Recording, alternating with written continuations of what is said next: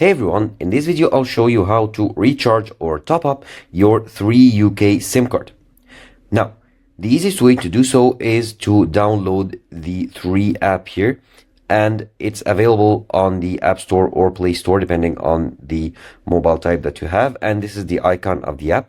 Now, once you install the app and of course log in to your profile or account, from the Home tab or Buy tab, you should see a top up option. Now tap on it, and then you'll be able to choose the amount that you would like to recharge or top up in your line, and then choose how to pay. Of course, since you are signed into your account or your profile, you should have added your payment method. So it's easier to add your credit or debit card here, since it's only required for you to add it once, and then you'll be able to top up your line whenever you need. No need to add any payment details in the future.